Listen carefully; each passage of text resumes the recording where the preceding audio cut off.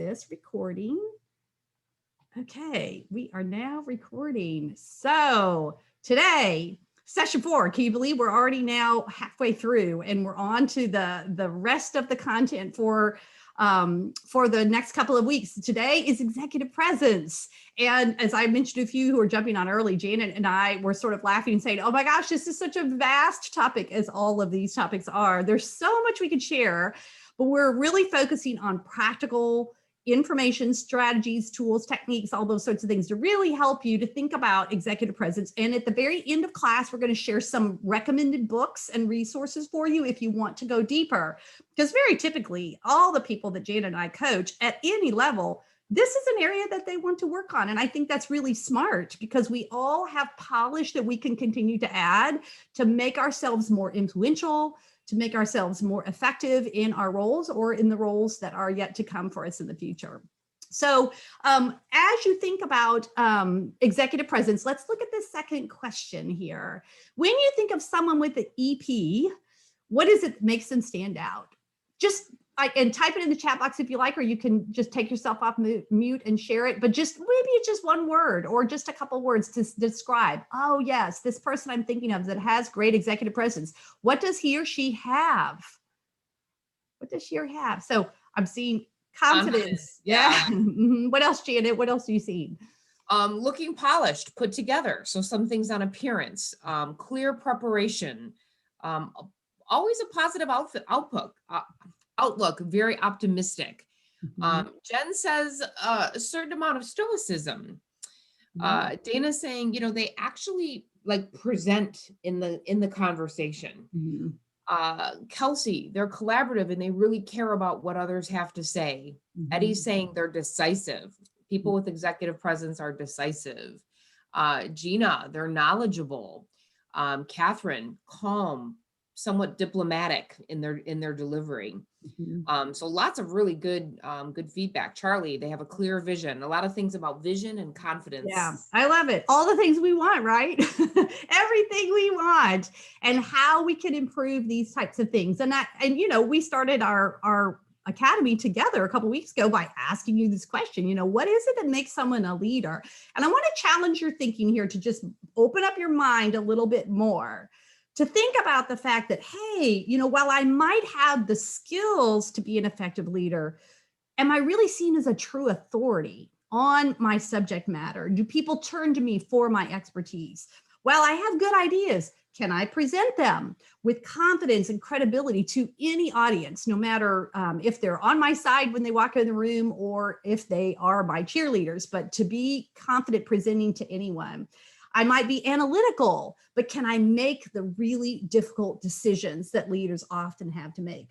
I might have the title that says I'm a leader, but do I have the vision to see what's coming and to help prepare my team and to take them where we need to go? But so you can see the difference. You know, I might have all these things as a leader, but is it really sort of that special it factor that I want to have? And again, as I told you, my goodness, everybody wants this, right? We all could use more of it. So in a couple of minutes, I'm going to take you through a study and the findings of this study that will talk a little bit more specifically about what EP looks like when we show up with it. This is the executive summary of this study is in the Dropbox for you in this particular class. So you can go to it later and kind of pull down some of these key findings. So we're going to walk through them together. But I love this study because I think it's really helpful to the question that they asked in the study was, what does executive presence look like when you see it? And I think that's often the question most of us have, but I don't really quite know how to put my finger on it specifically. And more importantly, what I need to do differently to show up in a way that I can demonstrate more executive presence. You might take a screenshot of this. I actually teach a class on executive presence that's a much deeper dive than this. But I told Janet, I like to share the model with this group, with our Leadership Academy participants, because the way I think of EP is that there are 6 core elements that make up EP, all the way from, which we've talked a little bit about some of these, inner compass, knowing your values, centeredness, managing your emotions, confidence, knowing what you're good at and how to lean into your skills and expertise, composure, which is sort of maintaining that strong presence in the room no matter what is going on, And what we're going to talk about today a little more specifically is this one: communication, engaging with, influencing, and inspiring others. And then clout, to me, is that sort of that bat I want to swing. Once I have these other things kind of lined up and are working well for me, I'm going to wield greater influence. I'm going to establish and build my professional networks, and I'm absolutely going to burnish reputation when I need it. So to me, this kind of gives you kind of a balanced sense of how a lot of what we teach in this academy come together, that all leads to executive presence. So let's just think a little more specifically about it. What I think is so challenging about executive presence is the fact that it is a dual experience. It's how I might want to portray myself to others, but guess what? It's also how others perceive me. And that's so frustrating because I can't always control what other people think of me, but I can influence it. I can influence because it's how I portray myself that usually begins to shape others' perceptions of who we are. Why does it matter? Well, this seems kind of obvious to us, but I think it's important to kind of underscore there's a lot at stake for us professionally when we show up in a room, especially if the stakes are high with clients or with supervisors or the C-suite that walks in the room, and all of a sudden you can feel your heart rate just begin to accelerate and things are more challenging for you in that moment. So others are forming perceptions of us, some of those perceptions that can last for years. Key business decisions are made. We absolutely, in the moment, we give our right arm not to embarrass ourselves. And you never know when it could be a career-making moment for you, and you want to be at your best. Before we get too much into sort of what are the practical aspects of executive presence, Janet and I always feel like we should underscore one thing, which to us, we really believe in authenticity. So a lot of times with EP, people tend to say, oh, I want to be just like this other person, or I want to stand the way she does, or I want to talk the way he does, or I want to sort of emulate other leaders. And that's good to have role models and to kind of clarity in your mind of what the target is. But in the end, we don't want it to be lost on you that we want you to be you. So you don't have to be somebody else. You shouldn't try to be something you're not. The greatest sense of executive presence, the most authentic and compelling way you can be as a leader is to be yourself. And of course, that means having clarity about your purpose as a leader, your values, as we've talked about before, being able to lead with both your head and your heart. So your head, cognitively, but your heart, having an understanding of emotions and having empathy for others, and definitely being relational. So there's a great couple of books on authentic leadership that you probably have heard about. Bill George, he's the former CEO of Medtronic. He wrote 2 books that kind of speak to this. And I want to make sure I share those with you. There's one called Authentic Leadership by Bill George. And there's another one called Discover Your True North, which is why I love this picture of the compass, which is, oh yeah, like when I know all of these things about myself, I'm so much clearer about who I want to be and how I want to show up, no matter what is happening around me. So we believe you ought to just be yourself, because guess what? Everybody else is already taken. I love that quote. It's like, oh yeah, but darn, what happens if I don't like myself? And of course, that's another conversation. But the idea there is I like myself, and I've learned to be comfortable in my own skin. And I've learned to show up in a way that works for me. So let's talk a little bit more about the study. So you've heard of this word before, gravitas. I love it. I remember the first time somebody sort of shared that word with me, and I was like, oh, I've heard that, but I don't know exactly what that means or where it comes from. So just to give you some background, gravitas was actually one of the Roman virtues. It was something that was truly appreciated in leaders because it translated literally into these types of words: weight, seriousness, dignity, and importance. And it absolutely connotes a certain substance or depth of personality. So when you think of someone with gravitas, it's sort of, you think of somebody almost literally sort of standing their ground, filling their space, which we'll talk about all that in a minute. But it's sort of knowing what they believe and being able to be convincing about what they believe. And gravitas in the study was considered the most important characteristic or quality that you can have as a leader. It was one of the core ones, and said, especially the leaders in the study said that 67% of all the executive surveyed says that people that have executive presence have gravitas. So what is that? All right, I'm going to share with you 6 things that came out of the study, 6 behaviors that you can actually do and put into practice yourself that will, in theory, will demonstrate your gravitas. So let's go through those 6 and kind of give you a sense about what you could do specifically speaking. So this very first one, exuding confidence and grace under fire. This one, 79% of the respondents said this is one of the key things that you can do to demonstrate gravitas. So what does that look like? Under pressure, that means that you don't cast blame on other people, but very often you would accept responsibility for maybe what did not go well. It means that you are willing to be outspoken in your beliefs about a situation. You have confidence under extreme stress. You have poise, assurance, and you have, I love this phrase, the courage of your convictions in the face of extreme pressure. So in other words, you know what you believe and you do what you believe to be right, no matter what other people are telling you. Okay. It's also this physical composure, right? So the planting your feet, standing tall, leaning forward, looking people in the eye. And I like this one, not giving into hysteria, which to me, that means having physical composure, right? I don't let my body kind of overtake and either make me cry or make me not able to speak correctly. And remember, that's your limbic system. So you have to be thinking your way through these situations so that you can actually calm your body down. Confidence also emanates from executives who routinely share credit for success with others, who say, oh, thank you so much. I want to be sure to credit my team and showcase the efforts of my team that did so much of the work to make this success possible. Believing in yourself, doing your homework, knowing your material, which Janet will get to in a minute, 2 questions deep, so to speak, so that you are not worried about the Q&A session. And it's also, I think this idea, there was this comment came up quite a bit in the survey, which is people that exude confidence and grace under fire are willing to publicly admit that they don't know something, but of course, they're willing to do whatever it takes to find out, but they don't feel like they have to fake it. They just say, I don't know, it's a great question. I'm going to come back to you on that. Okay, number 2, acting decisively and showing teeth. So this one was cited 70% of the time in the study for people with gravitas. What does that mean? It means rendering difficult decisions quickly, publicly, and even aggressively. And when you do this, it telegraphs your command of both a subject and a situation.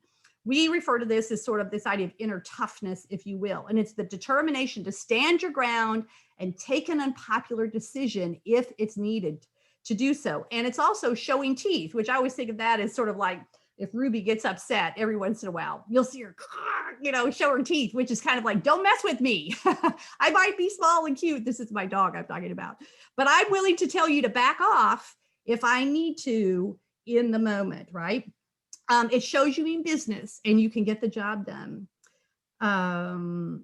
Okay, let's talk about the next one. Number 3, showing integrity and speaking truth to power. So this is a good one. 64% of respondents of the survey talked about this. So what would this involve? It means avoiding conflicts of interest, saying what needs to be said, which we've talked about that now several times in class, how hard it is to really demonstrate candor when it's needed. Courage of your own convictions came up again. Transparency, honesty, to say what you really think. And it's also walking away from something that would otherwise be in your own best interests only because it might appear to be a conflict. So I like this, integrity, how you demonstrate integrity often comes down to not what you say, but what you actually do. And you do it even when nobody else is looking, because of course, as we've all learned these days, these things can come back on us, right? So it's being able to really stand in your values and to make decisions as a leader in the way that you feel is right and best, regardless of what else is going on around you. Number 4 is demonstrating emotional intelligence. This one, of course, we call this EQ. This is knowing how to manage your feelings and recognizing and acting in accordance with the feelings of others, which of course is empathy, right? Brene Brown could teach us all a lot about that. Those are great books to read if you want to know how to be a little bit more vulnerable and empathetic with your team. I highly recommend Dare to Lead by Brene Brown. It's a great book. So empathy and compassion, which I would also argue in this unique time that we are living in, being more of what I call a connected leader is really critical. This is an expectation that's sort of evolved for leaders, which is I'm expecting you to sort of connect with me and to be there for me, to be present, to listen, to empathize with the fact that maybe I've got a child here who is trying to do remote learning, or maybe I have a sick loved one that I have to care for. That's really key. So I think, thank you, Janet, for putting some of those links in the box. So that's great. Thank you. But that's really different for a lot of leaders who are not used to having to do that. And these days, more and more, they have to show up in this very different way. Number 5, and then after the 6th one, I'm going to come to you in just a minute, Janet. Number 5 is burnishing reputation, which I thought this is really a good one, because a lot of my coaching clients ask about this, which is, how do I get people to think of me in a different way? How do I help them understand the depth of my experience and knowledge? You know, you looked at your LinkedIn profile and you're thinking like, what else do I need to do to be discoverable for perhaps a promotion, or to be seen within my own organization in a different way? So here's what I think is key. A great reputation is established by what others say about you, not just what you say about yourself. It underscores to me this idea of cultivating champions who are in the room when you're not, and can say, well, let me tell you about Terry, or let me tell you about Sue, and why this person deserves a second look at a promotion or a raise or an opportunity or whatever it might be, because you're not in the room. So who is in the room speaking for you? And if you don't have those champions, that's something that you want to fix. You've got to find them and cultivate them. That's a whole nother conversation, but it is important for you to think about, do I really have those champions that are going to speak out for me when I need to have them represent me and help promote me?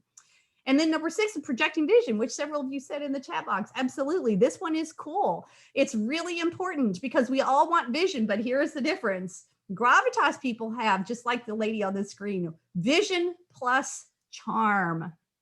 Vision plus charm. They have ideas, but they have a way of convincing others that these ideas are the ones that they want to follow. To me, it's sort of this idea of, I have ideas, but I can inspire and translate those to other people and help them see them too, and help them want to follow what my ideas are.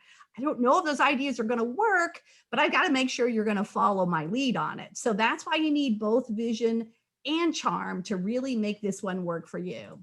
And then I always throw this in because people like to know what are the things I'm not supposed to do when I want to demonstrate gravitas. And the study did get into this, and I thought, well, it's helpful to know. So you sort of have the equal checklist of, these are the things I shouldn't do because they hurt my gravitas. The first one, of course, this is kind of an obvious one, but it's anything associated with sexual impropriety, unethical behavior, or, and I thought this was important, excess of any kind. Excess of any kind. So I think that's thoughtful one to chew on is, am I demonstrating excess of any kind in any way that might in some way make people question my judgment, is the idea there. Vacillates too much. So this is kind of that idea of being very decisive and showing teeth. It's like, I'm too wishy-washy and I can't make a decision and I'm too cautious. In other words, I don't have the courage. I'm not willing to take risk in order to move things forward. Having an inflated opinion of yourself, we all know people like that. It's not very attractive, right? Always kind of have the humble and hungry mindset, which is, I've always got something to learn.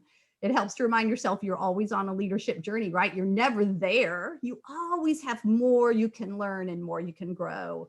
Does not give the impression of having deep expertise. This is really key, especially for those of you who are trying to develop really something meaty for your sort of portfolio. You know, are you viewed as a true expert in your field? And if not, what's missing? Where do you need to maybe move, is what Janet will talk about next week. Move yourself to more of a strategic level of thinking.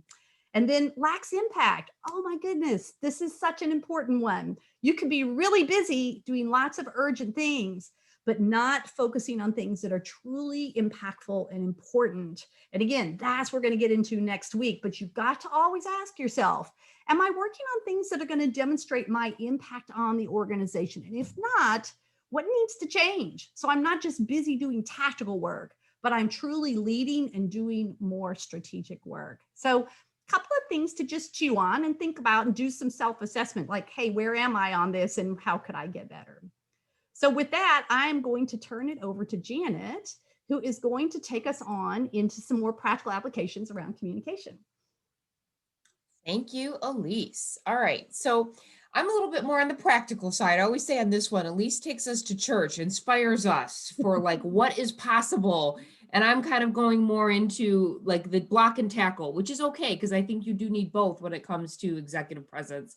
This section is a little bit more about some guides and some tips and tricks for executive presence, which I think if you blend those with the two, but with both Elise and I, you'll come out with some really good executive presence concepts. The first one isn't necessarily, even though I know the title says own the room, this is really more about consistency. So do you ever find, and particularly if you're tired at the end of the day, if you have a one-on-one with somebody you trust and you have rapport with, it is okay to have fun and engage in a different way, but that you might be just so relaxed that your guard is down. You may be a little inconsistent, or if you're emotionally just tapped out for the day, your morning meetings are going much better than your afternoon meetings. And a lot of times in coaching, what Elise and I will early in the relationship is kind of do an audit of, where are these important meetings, particularly those that can influence your reputation and the way people talk about you when you're not in the room.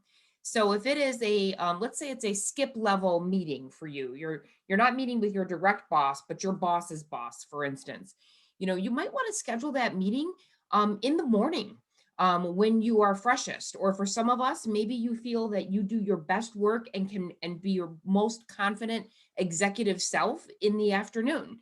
Those biorhythms of the individual are really dependent. But this really does matter. You may be surprised, some real basic block and tackle would be, I'm going to move this important meeting to 10:30 a.m. because that's when I'm optimally at my peak. So, while we're learning executive presence and being able to do all of this consistently, I know we can't always control when the big, new account pitch is going to be taking place. But if you can, that's one thing that you can do. But then also, to really own the room consistently. So I would argue the person that you trust the most, that you might have that 4 o'clock meeting with, that you might be like, oh, this is time to, laugh, have a little bit of fun. And it might be, but also could it be that this would be the time that you might try some new techniques with this individual because it's safe, and you could use like that time to try something new. So maybe it's, the way that you sit in your chair. I find by 4 o'clock, I notice my coaching clients, they start to list down in their chair. And by the end of the coaching session, they're practically laying down. So maybe you're saying, a quick intention, I'm going to physically be very available for this person on Zoom, which is hard to do. I'm trying really hard right now. I'm sitting on the edge of my chair. I'm trying to make eye contact with my camera. Really working those executive presence muscles. But you have to kind of do that intentionally. If you let these meetings happen without thinking just a few minutes beforehand, not only what you want to get from the meeting, but how do you want to show up in that meeting and how do you want to do it consistently? So you may be like trying on a couple of these techniques and tools, not all of them starting tomorrow, but pick 1 or 2 that you might try to, really do well on over the next couple of months or weeks.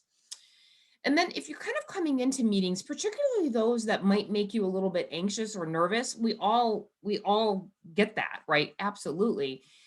If you kind of just remember that I'm just here to give my audience, whoever's in the room, whether it's 1 person or 50 people, the information that they need. It is not about you. It is about the audience. So if you change the way that you think about the presentation or the meeting, sometimes the mind is super strong. That might be all you need to do. Another way to not make it such a big deal is to not make it such a big deal. The human brain, as Elise has taught us, is very strong. And when we get into that limbic system, and here's how what we do as humans, we escalate the pressure. Oh God, this meeting is so important. I've got to get this meeting well. I better not have a typo in my slide. I hope I don't stutter. I better not be sweaty, or whatever those things are that we tell ourselves. So if you could try to limit some of that inner dialogue and just release the pressure. I'm good enough. I'm going to do my absolute best in this meeting, and that's all I can ask from myself. That is a great way to build confidence, because if you, by lowering the expectation, it's very likely, right, that you're going to do way better than, but if you set the expectation of this is the most important meeting of my career, and I'm working with people, I feel like, that are doing that every other week, they're having these really big, crazy, critical meetings, it's probably not sustainable. And quite frankly, it could lead to burnout if we're not careful. So, if you have a perfectionistic tendency, remember, like, you don't always have to show up great. You're just trying to pull these tools and practice them and use them, when the timing is right, which kind of got to that last slide as well. So if you give your audience what you need, the rest is really what they need, the rest will really follow. And I know this goes without saying, but we can't do a presentation on executive presence without saying that the best executives prepare in advance. So I remember back in my earlier days with my marketing services firm, I got to media tour Bill Gates, Steve Ballmer, CEOs, presidents of Microsoft. And it often would surprise people how much they practiced and prepared for key presentations for weeks. The deck was not done 10 minutes before the actual presentation. It is done sometimes, a full month. Doesn't mean that they're not tweaking or modifying, but there is, and it's not for every meeting, of course, but where you can, preparation and practice will go a very long way to building your confidence. And the executives that are at the top of their game are spending considerable amount of time prepping and practicing. I'll also say, and I always thought this was interesting, these are, pretty high level executives, right? Very high profile. They would really kind of take control over that presentation, not in the first hour when it was being developed. Of course, they had a bazillion speech writers and presentation people, but closer to the end when they were going to deliver, you have your tribe of your people, but then it's like, no, this is my presentation. I really need to make sure that I am intimately connected to it. So that is something to definitely keep in mind. Not that you have to do all of the work, but that you really need to be, like, again, intimately, connected to that content. Of course, we have these amazing cell phone devices and small little tripods. This was on Amazon for $8. And I still use mine, put my phone up there. And if I need to practice a presentation, I absolutely will do it. It's hideous. I hate it. Hate looking at myself on film or whatever, digital film, but it really, really is helpful. The other thing I'll say is having a backup plan. So if Zoom decides today's the day, I'm not going to work on Janet's computer, what is my backup? I could use Microsoft Teams. Maybe I could use a webinar platform I've subscribed to. But making sure that you do have that backup will also help you build confidence before a big presentation, just knowing that you have that safety and security. And the other thing, and I love technology, right? I spent almost my whole career in technology. I love a good PowerPoint or a keynote slide, better than probably most. But sometimes that is not always the answer. I like this individual here, she's using, the big 3M, sticky paper to facilitate a discussion. And sometimes that comes across as so much better than her carrying all of the weight of that presentation if she were using PowerPoint, for instance. So, use technology, but not just for the sake of like, oh, here's the coolest thing that I've, some plugin that I've connected to my technology to, impress everyone. And then of course, remembering audience engagement and participation. So with that being said, since I just talked about audience and engagement and participation, anything so far that has your attention or a follow-up question?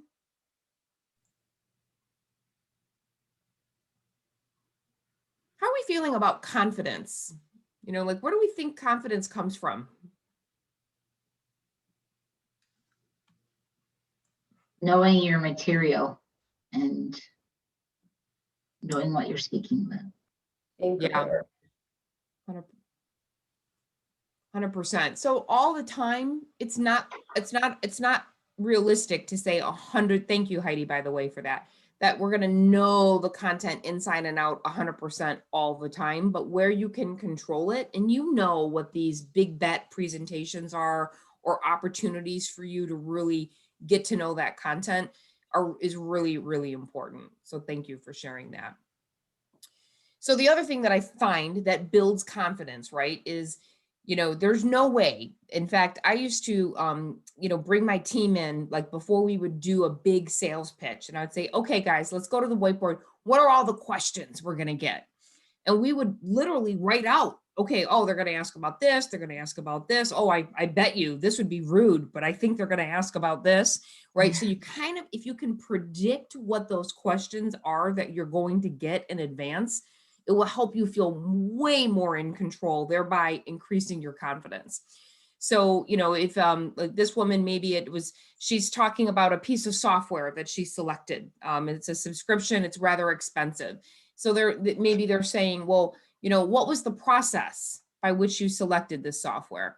So she goes into that answer, and then the man will say, well, tell me why. Why did you follow that process? And how can we use this for something else? Like, if you can know about 2 follow-ups deep, so you've brainstormed that list of questions, and then you can kind of go into, even just add the question of, and why is that, would really help you, again, feel a little more prepared. Not for every possible question, but maybe pick like the top 10 list of likely questions that you'll get. This is, you know, kind of comes back into, you know, for when I used to prep executives before big media interviews, and kind of like reframing negative questions. So this could be, well, because you don't care about our local environment and dump chemicals into our local river, what is your plan? That would be a negative, you know, a negative question, right? So we would say, you wouldn't rephrase, well, actually, no, that's not true. We do care. You would say, we really care about the environment. It's almost like you're ignoring or rephrasing the negative connotation, right? Because your group is notoriously hard to work with in the company, you know, you're like, whoa, wait a minute, you know, so that would be what I would consider a rude question, but they've happened to all of us in meetings where you go, I can't believe that they just asked me that. But if you're prepared for that rude question, you can handle them much better, and also not letting that limbic system kind of kick into gear. You're kind of, you know, using Elise's, you're thinking your way out of it by being in control and kind of thinking these through in advance. And then, of course, leveraging the experience in the room. I do this all the time on these calls with Elise. If somebody asks a leadership question, I go, I don't know, Sue, maybe you know. Well, Elise, is that maybe something that you have, you know, experience with?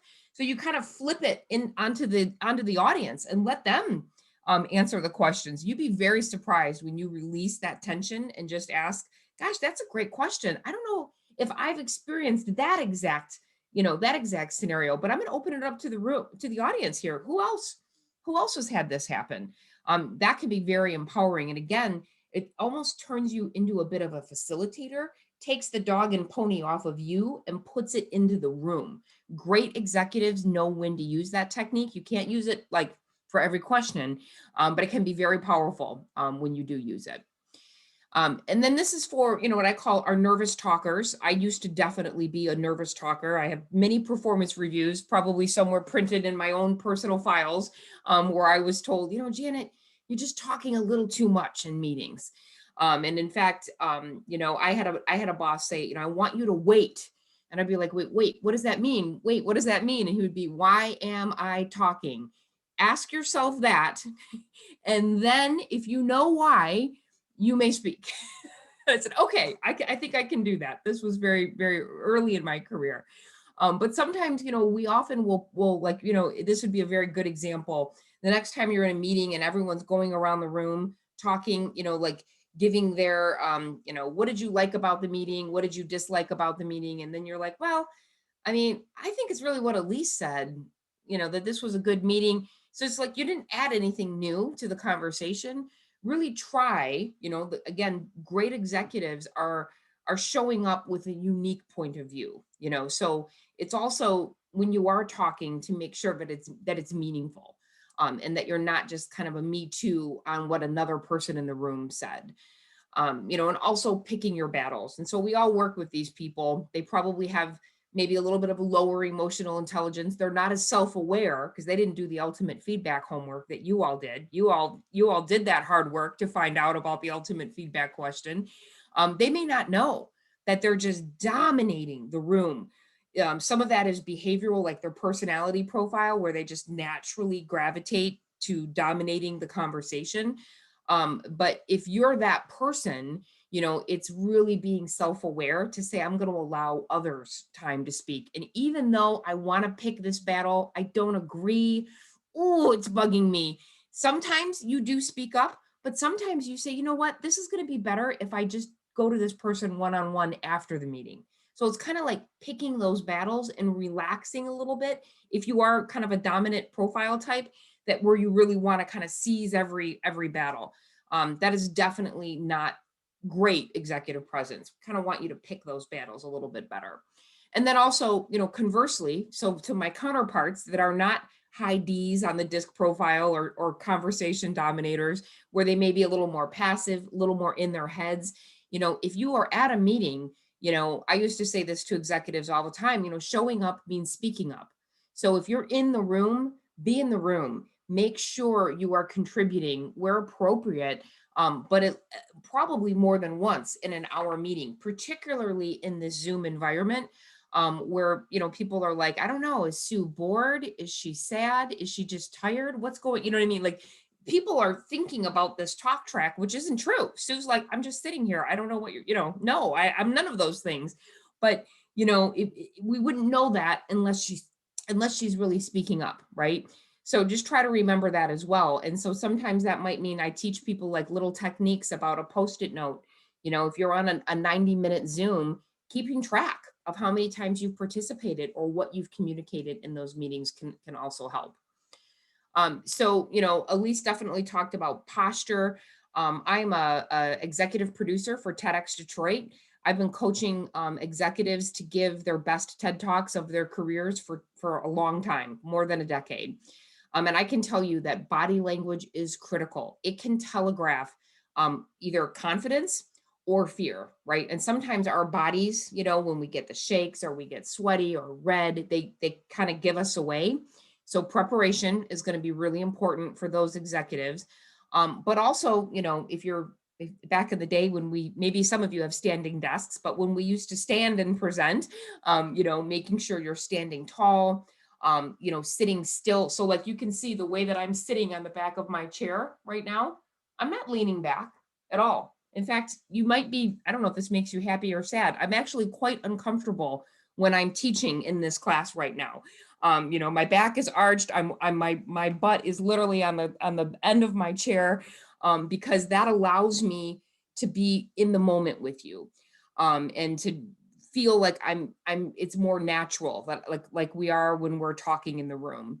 Eye contact, very difficult to do in this camera society that we live in, but when you're in the room, I always say if you're using a clock, you're looking to the left, to the back, to the right, and then also doing the same thing in the front, to the center, and to the right, just to making sure that you're moving around the room and connecting with more than just one person.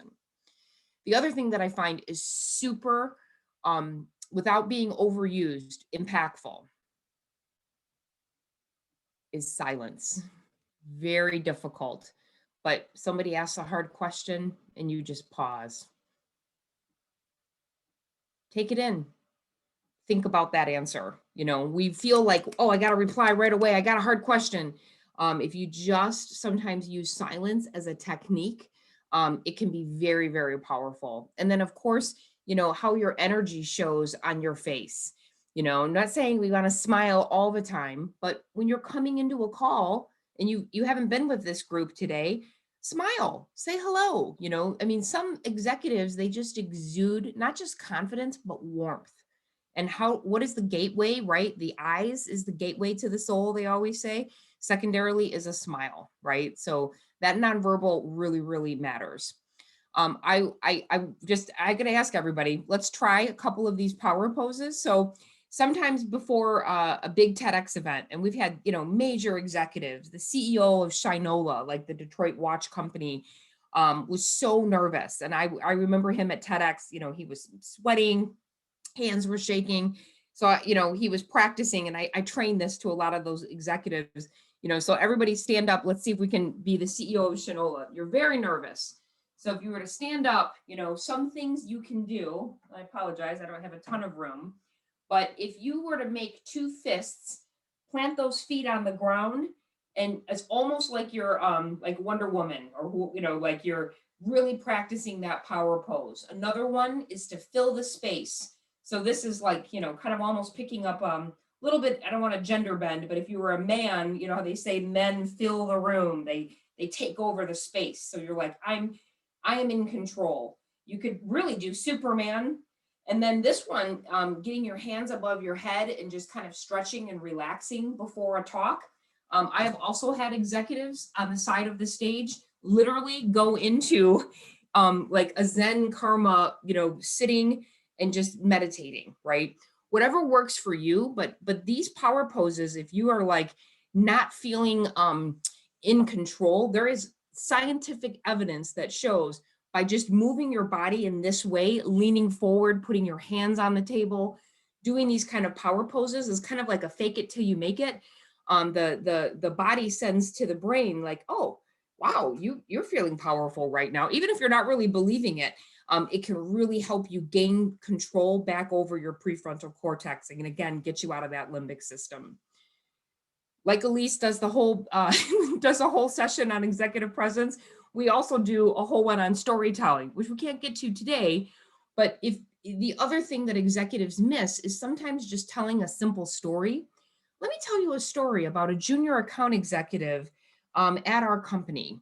Here's the process that they have to go through to, I don't know, get an authorization to spend $20. Maybe you're making a pitch to streamline the purchase order process in your company. Instead of making it about the purchase order process, okay, step one, it's like, no, I'm gonna take you through a story of Jerry, who has to get a purchase order in our company. And here's all the steps and all of the hurdles when this new solution would take this one step for Jerry, saving him 30 minutes of time or something to that effect.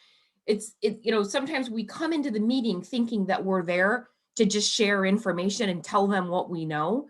But sometimes it's like helping that executive group feel much closer to the junior account executive who's struggling to get a purchase order. And then of course you can always come back, at the end to, kind of recap that story and weaving Jerry's story, kind of throughout your presentation. You'd be very, very surprised if you do that. I love it. Lisa and I love emails saying, I tried the storytelling. Felt very counterintuitive, but man, did it work well.